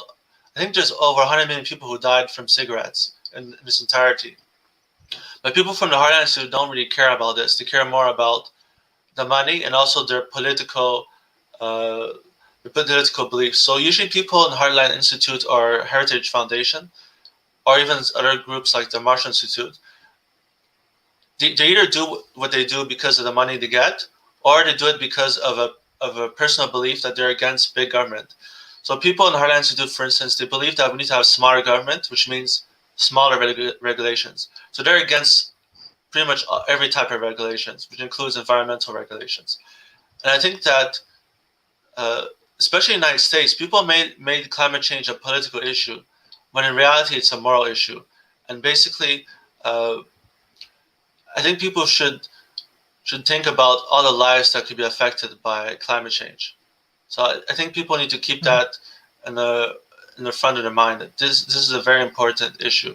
So once again, I think some people say climate change denial is not a big deal, but in fact it is important, because if you have millions of people who are not informed properly, they'll vote for someone like Donald Trump, for instance, which did a terrible legacy on the issue of climate change. So it's important that we are informed about the issue. we directly want to go for the concluding remarks for today's. Thank you for joining today's sessions. We are very much open for, we do not have any affiliation with any organizations. We are just trying to create a knowledge-based a platform, and we are getting different kind of perceptions. We respect all of the people perception and trying to find out the real strategy for developing nations. So thank you everyone for joining today's sessions. But from my perspective, what I'm observing, let's say from Bangladesh, from India, from Malaysia, even from Indonesia, climate change is real. It's a real fact, and I'm just sharing my experience, because what I see that many of our land, example in Bangladesh, in India, they goes to under the river right now because of heavily climate change and this kind of things. Even though our food production change and many things happening, it's my personal, as a researcher, my personal opinion from the remote area, what I'm getting, example Malaysia weather getting hot. This is definitely part of climate change. What I cannot remember what I see the 10 years before in Malaysia. Now it's different. So everything is changing. We have to careful about that, and we have to work together. Most important thing is that we have to work together, because now we are in challenging situations. So thank you everyone. First, Madam Beth for the concluding remarks, then Mr. Rob, then Professor Dave, then Eric, then Laurent, and finally Mr. Alex for the concluding remarks. Thank you so much. Thank you so much, Sharif. I really appreciate your commitment to giving people information that they need so that they can be part of the solution of the greatest crisis that any of us will ever face. And for my concluding remarks, I just want to say a couple of things that to me, it's pretty simple. The science shows, the science that most people and most scientists believe shows that we have a very short time frame in which to drastically reduce the emissions that we're putting out into the atmosphere. It could be 7 years, it could be 10 years. It's not longer than that before we reach the point of no return, before we hit what's called runaway global warming, when the feedback loops are happening so quickly that meaningful change, meaningful intervention by humans, that opportunity will have been lost. And what I really want people to get is that it's not just about fossil fuels. We must integrate our food systems into our climate activism, because what we know is that because of the long-lasting nature of carbon dioxide, and because of the potential for removing carbon through shifting food systems, that we must shift our food systems, or we're not going to keep global warming within safe levels. And the other thing that's really important is that we can't do it from production alone. There are numerous scientific studies that have shown that we must change human diets, that production changes are important, yes, but we will not get there. We will not stay within the safe levels of warming unless we also change global human diets. And what I want to make, the point I want to make is that we don't all need to go vegan to be able to keep living here, but we do need to change more to those diets that Dave was talking about, in those rural Asian areas where they're killing 1 pig a year or something like that. We need to move to diets that are primarily plants, very small amounts of animal products, and then we can make it. It's not about a vegan ideology. It's about survival on this earth in a way that is commensurate with health for all, and also prosperity for all, and also, true prosperity that's rooted in sustainability. And it is possible. And if anybody wants to have more information, please email me or look at our website, eatfortheearth.org. Thank you so much for having me, Sharif. Thank you. Professor Rob. So, to me, I'm a moderate, so I'm neither hard right or hard left. I kind of exist in the middle in this nowhere land of balance, and that's what an analyst has to do. We have to look at the facts and form opinions based on the fact. And the fact is the climate change is in fact real, and the fact is also that people are not going to make massive changes to address it. That's all reality. People don't like change. As a race, we fight change, and people in power don't give up power easily. So if you want to institute change, you have to find a way to institute the change where you make the minimum change for the most impact. And I would argue that the best place to do that is economically. Take the industries that are doing the most damage, tax them against the damage. They have to pay to correct it. Laurent talked about smoking. The biggest mistake that was made with regard to fighting smoking was putting that damn disclaimer on cigarettes, because what it did is eliminated the liability to the cigarette manufacturers for the cancer they were causing. If they were liable for the cancer they were causing, and sometimes they are successfully sued, then the tobacco industry would have collapsed. It was not economically viable against the amount of cancer that was being generated and the amount of deaths that were being caused. They're held accountable, then it goes away. If countries that are polluting are charged for the pollution, and if countries that are clearing up pollution are paid for doing that work, then you have economic benefits tied to the behavior that you want to institute.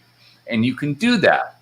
But asking people to change their diets, I mean, I've tried it, and I know that food causes cancer. A friend of mine wanted to convince me to be a vegan, and she brought over some of this chicken stuff that tastes like rubber. And I'm like, yeah, I'm not living my life like that. I mean, and most of us are like this. On the other hand, I've had an Impossible Burger. I try to have an Impossible Burger once a week just to remind me I can have a good burger and doesn't have to kill a cow. And to be clear, if you want to convince people not to eat meat, the thing that really got me off meat for a long time was just show me a slaughterhouse.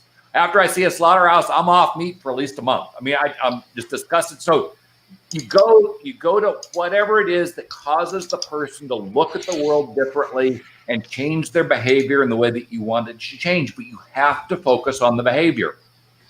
And for me, the economics would drive change far better than any hyperbola on, massive death and damn, that's all off into the future. People don't care about that. They care about the here and now. You show them how it's going to make their life better now, and they'll change. And money does change the way people behave. So I would suggest that our biggest defense against global warming is economic.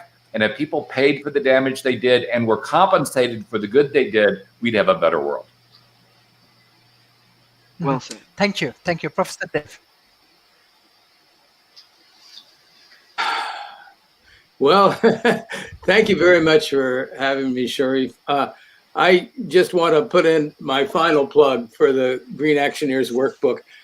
It's a work in progress, and anybody can help us to make it a better book. I'm happy to send a digital copy out to anyone who gets to me at davefinnegan@greenactioneers.com. And then you can look at it. You can think about whether it works in your culture, whether it works in your neighborhood. It all comes back to individuals. The whole idea that this is going to all trickle down from the top and that somebody at the international level or national level is going to change and then we're all going to follow suit. That's not the way change works. It's going to bubble up from the bottom. So my job, and I think a lot of our jobs, is to get people going at the household level, then the neighborhood, then the village, then the city, then the state, then the national level. And the way I do that is by working in schools with kids and parents. Our program is not a children's program. It's a family program. And if we can't speak with the whole family, we don't go. So the school says, well, yeah, we can do that thing during the day with the kids, but we can't hold family night. I go, well, then I'm not coming because this is something that we've got to work on as families, and we have to work on it as the human family. And the whole idea that this could be mandated by someone somewhere is ridiculous. This is not a mandate. This is us taking action in our own community, in our own home, and working from there up. So I just thought that what Hudgens closed with, which is such an insult. I put a chat over in Facebook about it, that he said that if the people of Asia want to continue to wallow in poverty and want to go back and live in caves, then they should listen to us. Well, people in Asia aren't wallowing in poverty and they aren't living in caves. So that his point of view is quite elitist, and it's all based on the idea that he knows best and his world is the world that we ought to be striving for. I think people have to make their own decisions about what they're aiming for. And I think what we're aiming for is to think globally, but work locally. And so let's do that. Let's think globally, but let's work locally. I'm working on my yard right now. I'm in conflict with my homeowners association because I want a sustainable yard that feeds me, and they want me to have grass, and I don't want grass. So there's a conflict. So, that's my fight.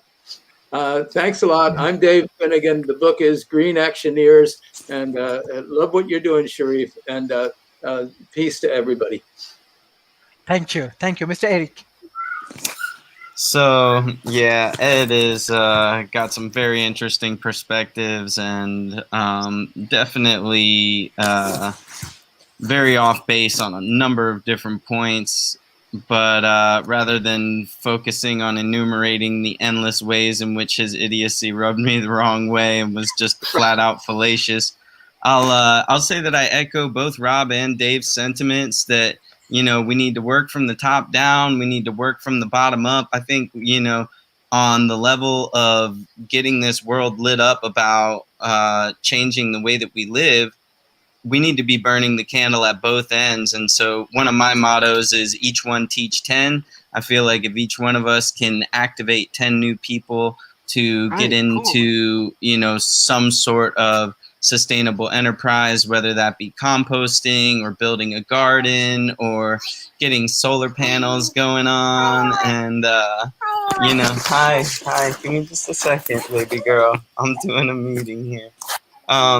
So, yeah, I just think if we can really get people activated quickly from every possible end, then that's going to yield the best results. I also think that, the at-home solutions are really where the change is made, and that's where the greatest impact can be had, especially on the level of food production, because that's where the biggest destruction is happening.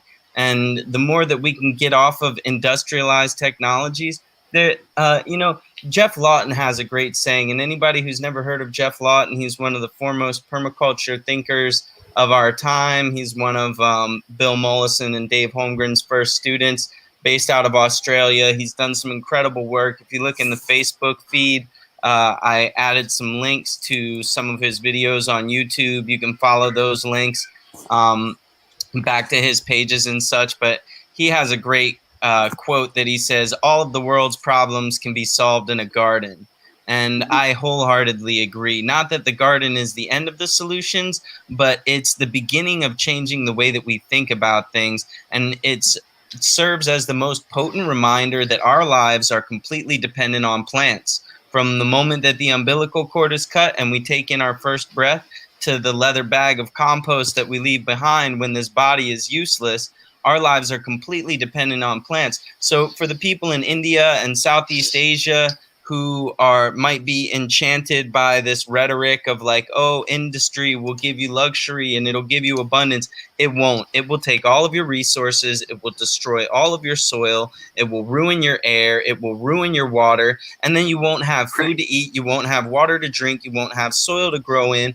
And the industries will just move on to the next place.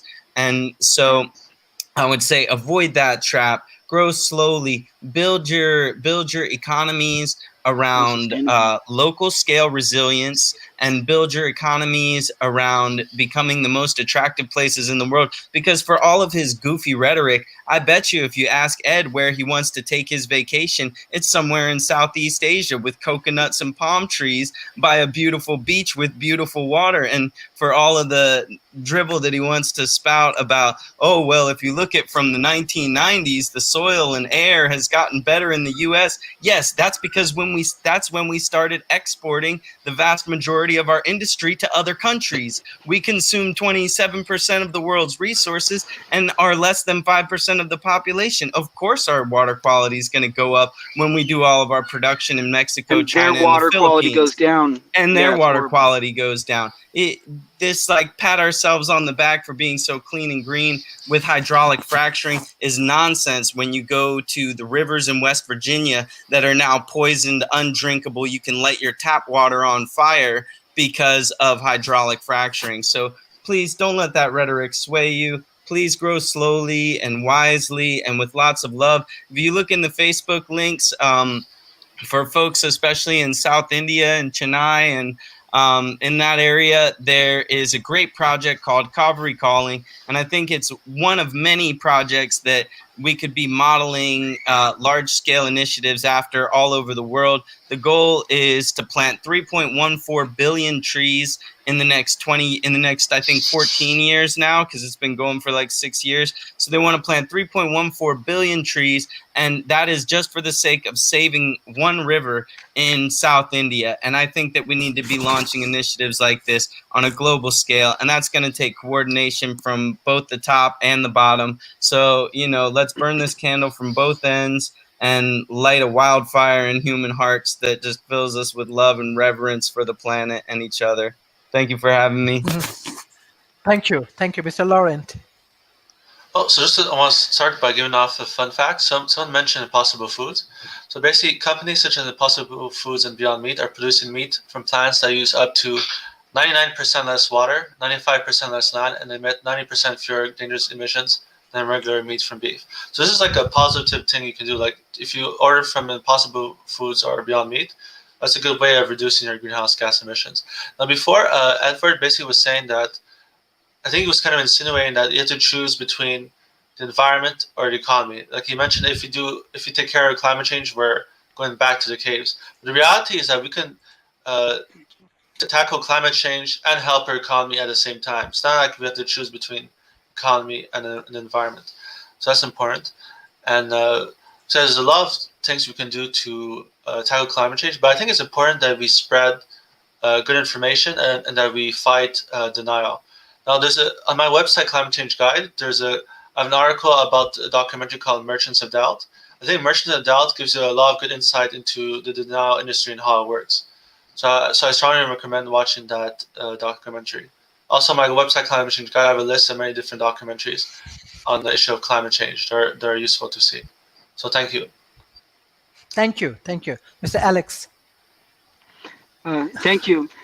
So we just lost Eric. I was going to ask him about some food cropping. So another thing that we're doing that I haven't heard in this discussion, not only are we not eating organic, because when we eat organic, it's just better for the environment, better for plants and animals. But when we're not eating organic, we're just dumping fossil fuel derived chemicals and pesticides and herbicides and rodenticides on the ground. It goes into our water. It depletes the soil.